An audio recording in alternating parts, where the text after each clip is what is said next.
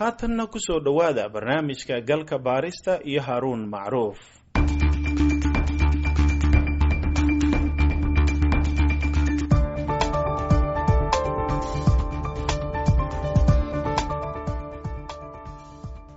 awoodda baaritaanka xanuunka coronavirus ee dowladda Soomaaliya oo kooban aawadeed ayaa keenay in tan iyo markii la helay kiiskii ugu horreeyay bishii Maarso 16 ee sanadkan ay dowladda Soomaaliya ka baadha cudurkan dad ka yar 1200 qof.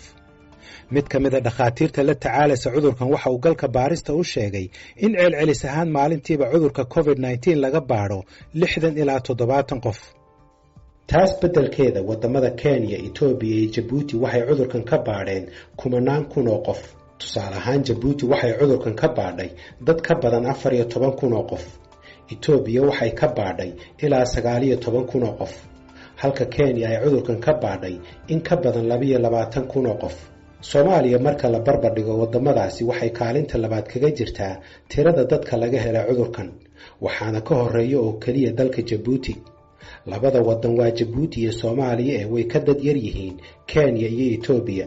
dowladda Soomaaliya waxay ilaa haatan xanuunkan ka baadhaysaa oo kaliya dadka calaamadaha sheegtay ee la soo xiriira dowladda ama cisbitaalada yimaada, taasi oo aan ka turjumayn sida uu cudurku ugu baahsan yahay bulshada dhexdeeda sida ay dhakhaatiirtu sheegeen. Dr. Maxamed Maxamuud Fuji waa dhakhtarka guud ee caafimaadka Soomaaliya oo dhowaan xilkaasi loo magacaabay, waxaana uu ka mid yahay guddiga qaran ee maareynta cudurka COVID-19.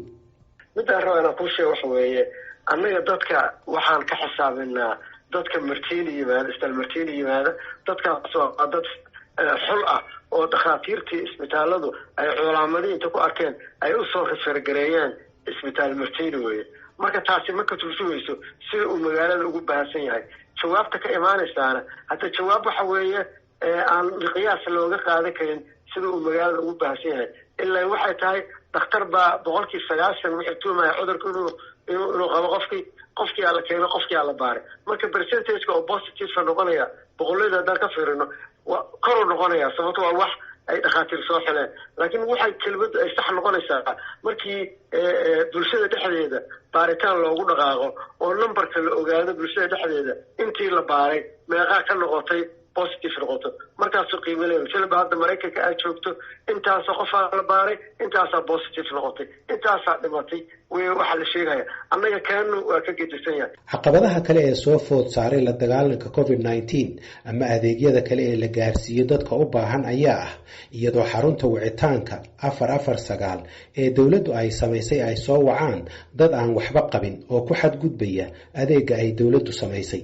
ilo kuwa caafimaadka ah waxay galka baarista u sheegeen in ka badan kala bar dadka soo waca xarunta wicitaanka inay yihiin kuwa maalaayacni u soo wacaya xarunta. tusaale ahaan 2 maalmood oo isku xigta oo ka tirsan bishii Abriil ee aynu soo dhaafnay dhammaadkeedii waxaa la sheegay inay xarunta maalin ka mid ah ay soo waceen 6,787 qof, balse 4,059 wicitaan ay ahaayeen kuwa maalaayacni ah. sidoo kale maalin kale ayaa iyana xarunta ay soo waceen ku dhowaad 9,000 qof oo ahayd tiradii ugu badnayd ee ilaa haatan soo wacda xarunta wicitaanka cudurka COVID-19 ee 449.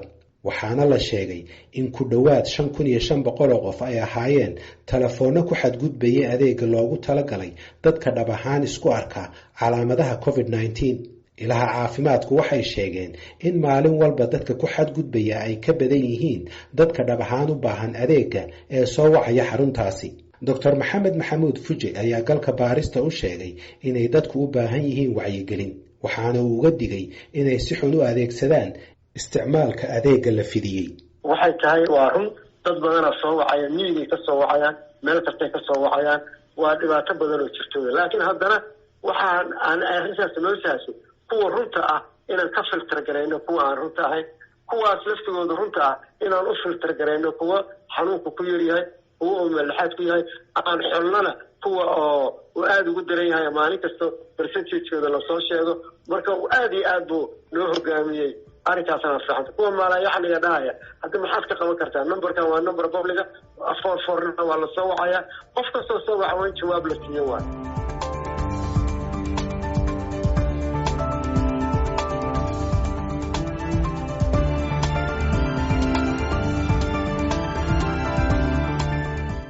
cisbitaalka martini ayaa ah haatan kan keliya ee lagu daweeyo bukaanada qaba xanuunka coronavirus. cisbitaalkaasi oo la sheegay haatan sariiraha yaalla inay yihiin kuwo kooban. doctor cabdirasaaq yuusuf axmed oo loo yaqaano doctor jalaaludiin isna waxa uu xubin ka yahay guddiga qaran ee maaraynta covid-19. waxaanan weydiiyey xaaladda cisbitaalka martini. cisbitaalka di martino ayaa hadda ah xarunta keliya ee dalka oo dhan lagu daweeyo laguna cilaajiyo dadka qaba xanuunkan covid-19. cisbitaalka imisa sariirood baa yaala? cisbitaalka waxaa yaala 76 sariir oo 20 ka mid ay yihiin sariiraha ICU-ga. sidoo kale wuxuu leeyahay 12 sariir oo qaybta emergency-ga taala. waxaan sidoo kale doctor jalaaludiin aan wax ka weydiiyey waxa ka jira wararka sheegaya in cisbitaalka martini ay haystaan dhibaatooyin dhinaca korontada iyo oksijiinta ah.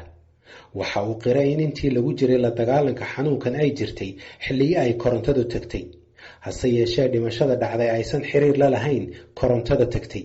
waxaa la sheegay maalin 9 qof baa lasoo tabiyey oo dhintay. wararka qaar oo warbaahintu ay tabiyeenba wuxuu sheegayey in 9 qof ee dhintay dadka qaar waxay sheegeen oxygen la-aan inay u dhinteen, qaar waxay sheegeen inay korontadu ka tagtay cisbitaalka. maxaa ka runa maxaa ka jira arrintaas? horta runtii waxaan jecelahay inaan kula wadaago cisbitaalka wuxuu u adeegaa bukaano kala duwan, gaar ahaan bukaanadii qabay xanuunada ee aanan covid-19 ka ahayn, maadaama magaalada isbitaaladii qaban jiray adeegyada secondary-ga iyo tertiary-ga ay xirmeen. isbitaalku wuxuu noqday marka xarunta la keeno dadka garaabada ah oo xaalkoodu daran yahay ama qabi kara covid-19 ama aanan qabin. dadkaas oo badankood ah dadka ku imaaday stage coma ama diabetic coma ah ama koomada stroke ah ama si kale ama ah oxygenkooda uu liito oo maxaa 70 ama 60 ka liito. sidaas awgeed marka waxay keentay in tirada dhimashada ay aad u badato. dadka habeenka ku geeriyooda way jirtaa, xaqiiqo waaye, balse waxaan jeclahay inaan dadku u sheego saameynta korontada iyo oxygenka ma aysan ahayn. waxay ahayd dad end stage markii hore marayay, qaar ku dhintay goobta markii la keenay triage-ka, iyo dad annaga hore inoogugu jiifay oo xaalkoodu aad u darnaa oo qadartoodu gashay oo habeenkaa isku soo aaday ay ahayd. 9 qofna waxaa xusid mudan 1 qof keliya ayaa covid-19 positive ahaa. gabar waxay ahayd da-adii u dacyareed, 2 qof da-doodu way yareed, 7 kalena waxay ahayd dad 60 sano ka weyn. gabadhaas wadnaha ayaa istaagay, cardiac problem ayay qabtay, isbitaal kale ayaa la geeyey.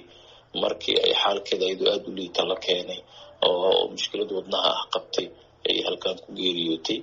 marka xaaladda habeenkaa sidaa ayay u dhacday. hadda ka hor ma ka tegay korontadu ma ka tegtay cisbitaalka intii lagu jiray dadaaladan la dagaalanka cudurka covid-19? marna cisbitaalka koronto ma ka tegtay? cilad korontada ah way jirtay. sababtana waxa weeyaan maadaama isbitaalka markii hore electric capacity uu ku shaqaynayay lagu soo kordhiyey agab badan iyo qalab badan oo aad u tiro badan oo mashiino ah, dhakhaatiir iyo kalkaaliyaal deegaan u noqotay qayb kamida oo cusub la dhisay. isticmaalka korontada isbitaalka si xawli ah ayuu marka u jibaarmay. culayskaas ayaa xamili waayey. marka 2-3 mar oo way dhacday cilad koronto ah, iyadan waa la xaliyey. shirkad baana siisa korontada ah, shirkad kale lagu soo kordhiyey matooro standby generatorsna waa la rakibay. waxaan jeclahay inaan dadka u sheego systemka oxygenka iyo korontada iskuma xirna oo ay kala duwan yihiin. marka waxaa haddii korontadu tagto dadku oxygen la-aan kuma dhacayso. waxyaabaha aad social media isla marayay ka mid tahay. waa system ka separatesan oo centralizedka ku xiran oo aanu markaa laakiin saameyn ayay leedahay. korontada tegideeda xanuun bay leedahay, wayna mar walbana quality of life iyo quality careka loo baahan yahay way saameynaysaa. isbitaalka qaabeyntiisa oo socotayna iyadana maxaa waa lagu xalinayay, maadaama isbitaalka uu ahaa isbitaal bixiya adeega hooyada iyo dhallaanka keliya.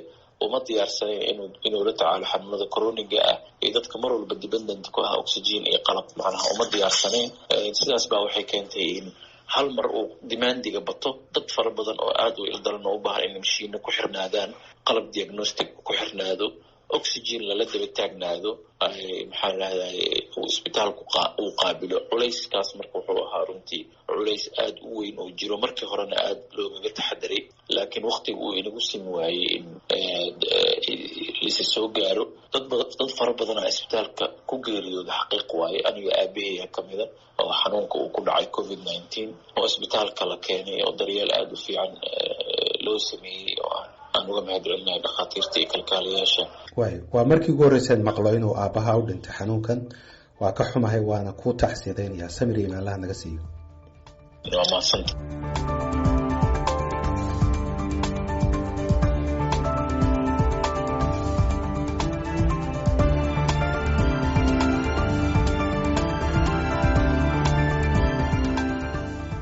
dhakhaatiirta iyo kalkaalisooyinka cisbitaalka ka shaqeeya ayaa sidoo kale uu saameeyey xanuunka COVID-19 waxaana mas-uuliyiintu xaqiijiyeen in maalmo ka hor ay cudurka u dhimatay mid ka mid ah kalkaalisooyinka caafimaadka sidoo kale waxaa dhakhaatiirta uu ku dhacay ka mid ah agaasimihii cisbitaalka Martini Dr. Cabdulcasiis Maxamed Cali.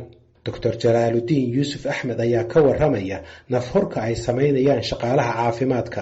dhakhaatiirta isbitaalka hadda joogta ee rigliga ku ah waa 28 dhakhtar oo 10 ka mid ah ay nooga yimaadeen isbitaalka Rajab Tayyip Erdogan oo dhakhaatiirta ka shaqeysa qaybta gargaarka degdega ah suuxdinta sidoo kale kalkaaliyaal waxaa hadda ku soo kordhinay oo maanta iyo bari shaqadana la bilaabay 5 kale oo dhakhaatiir takhasus leh ah iyo sidoo kale 5 consultant oo aan saacado u baahanayno maalinkii 2 saac ilaa 4 saacadood takhasuska iyo qofkiiba tirada guud marka ka dhigay 38 dhakhtar iyo kalkaaliyaal tiradooda inta ka badan tahay ayaga isbitaalka joogo oo kala duwan oo 3 shifti kala gala shift kasto inta joogay deegaan buu halkan ku leeyahay isbitaalka maadaama cudurkii laga ilaalinayo saameynta xanuunka dadku weyn uu ku yeesho waa dhakhaatiirta iyo kalkaaliyaasha oo bukaanka kor taagan oo markii ay maareen waayaan ama uu xaalka ka baxsado iska ooyinaya wax badan oo ay qaban karin ay u muuqdaan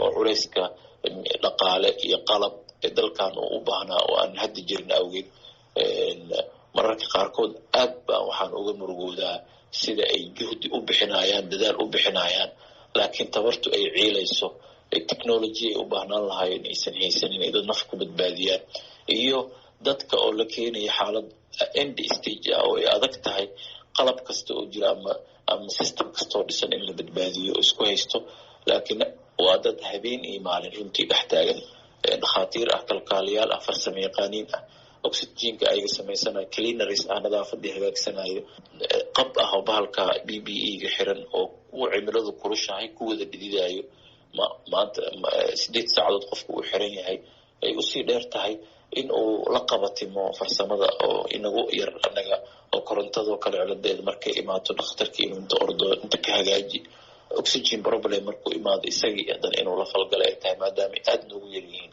supporting staffka runtii marka duruuf aad qaasi u ah oo qaraar ayay ku shaqeeyaan dhakhaatiirta iyo kalkaaliyaasha Martini. imise dhakhtar baa hadda cudurkan uu ku dhacay iyo imise kalkaaliso?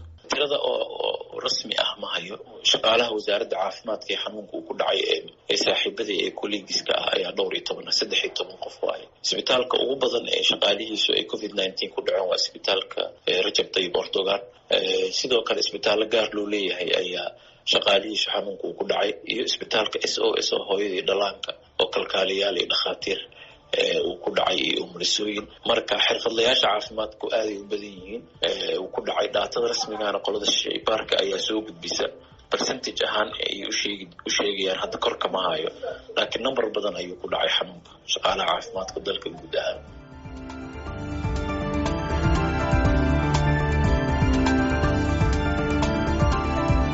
Soomaaliya ayaa gargaar caafimaad ka heshay dawlado kala duwan oo ay ku jirto Shiinaha gaar ahaan maalqabeenka lagu magacaabo Jack Ma iyo waliba dawladaha Turkiga, Mareykanka iyo Imaaraadka Carabta.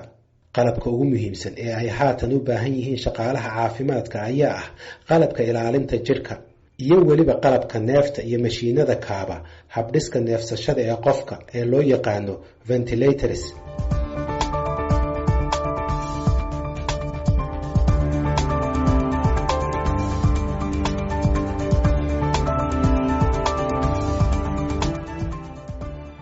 dawladda Soomaaliya waxay ilaa haatan shaacisay inuu cudurkan uu ku dhacay 756 qof guud ahaan wadanka iyadoo dhimashaduna ay dhan tahay 35 qof halka 61 qofna ay bogsadeen waa xilliga la duubay barnaamijkan. kiisaska ilaa haatan la diiwaan geliyey ayaa badankood ah gobolka Banaadir.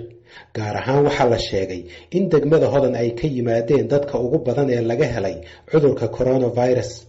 mas-uuliyiinta deegaanka waxay arrintan ku sababeeyeen dadka oo aad ugu badan degmada Hodan iyo weliba sidoo kale hoteelada, maqaayadaha iyo jidadka degmada oo ay dadku aad ugu xoonsan yihiin marka la barbar dhigo degmooyinka kale ee magaalada Muqdisho.